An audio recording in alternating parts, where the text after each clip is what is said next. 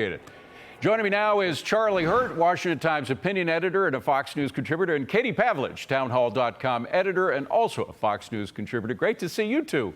Charlie, you know, what we are seeing here is a real historic reorientation of the Democratic base, whether you're talking about minority communities, the union base, basically blue-collar workers in America now seem to find more in common with Donald Trump than what they do with Joe Biden and the rest of the Democratic Party, no? Yeah, no, I think you're exactly right, and I thought that was a really fascinating, illuminating interview you just did with Congressman James. And I think that you put your finger right on the most important point of it, and that is that so many of these sort of do-gooder or allegedly do-gooder policies, I don't think they are do-gooder policies. They're all policies designed to feather the political fortunes of the Democrat Party. But so many of these things, like illegal immigration, wind up pounding minority communities or less affluent communities the hardest.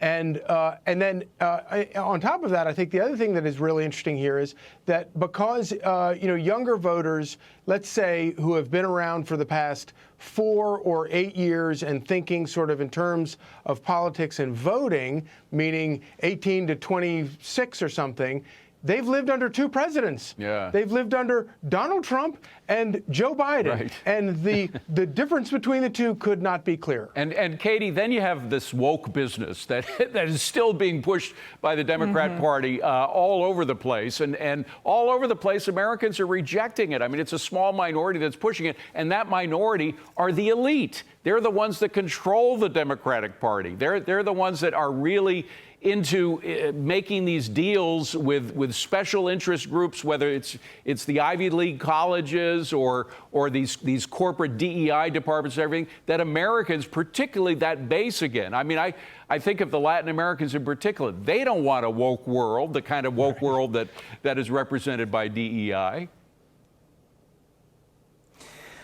Well, yeah, and wokeism is something that sounds really great. The outcome of equity seems like a good idea, but when you put these things in practice, it's actually opposite of especially what young people want to do with their lives and the way they view their fellow citizens. And man, wokeism requires that you discriminate against folks, whether it's DEI or other factors, and it really kills creativity. It kills individualism. It kills the ability for you to get ahead based on hard work and merit, and it requires that you get ahead based on simply who you were born as rather than who you want to be or what your goals and dreams may be based on hard work and getting to another level. And so, yeah, that's being rejected on a wide scale by voters, but also because a lot of these companies are getting sued because DEI is a violation of the Civil Rights Act. And finally, there are some lawyers taking up these cases saying, no, this goes against everything this country has been fighting for, and you can't institute discrimination while claiming to fight against discrimination. Charlie, let's switch to raw politics here and what happened in Nevada, where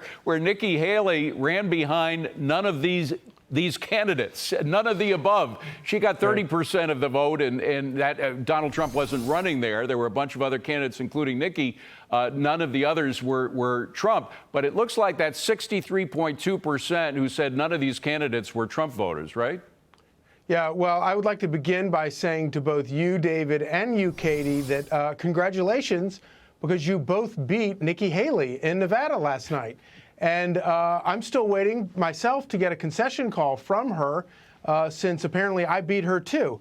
It really is extraordinary. She apparently is a glutton for humiliation, but she wants to go on and go to South Carolina. I don't know how she's going to, if you look at the numbers now, it's hard to see how she's going to do much better.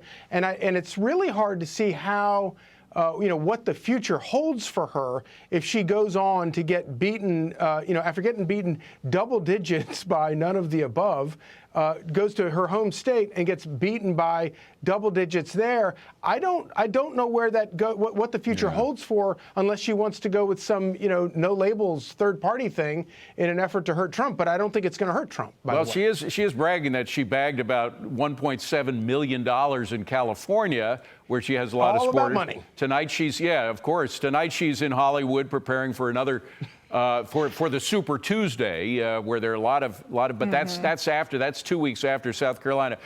Meanwhile, Katie, we're going to have a new head of the Republican Party, Ronna McDaniel, stepping down. Who do you think that's going to be?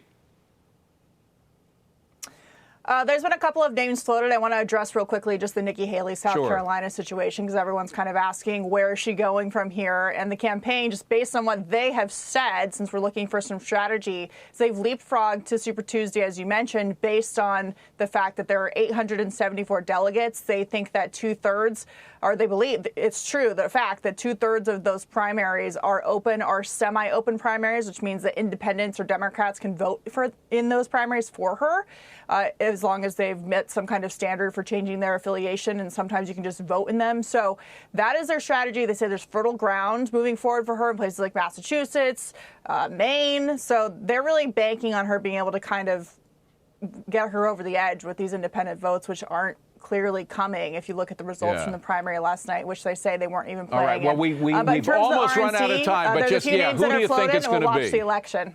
Who do you think the head of the GOP will be? I'm going to let we don't have any official names yet. Okay. Kevin McCarthy was floated as a dark horse name yesterday, former Speaker of the House. But given the good reporting at Red State by Jen Van Laar, it looks like Ronna McDaniel is on the way out. You have 5 seconds, Charlie. Who do you think it's going to be? Oh, I'm with Katie. I have no idea. No but idea. I particularly enjoy the Kevin McCarthy theory. That'd be and he interesting. would be good at it, by the way. All right. Charlie and Katie, thank you so much. Appreciate it. Great to see you.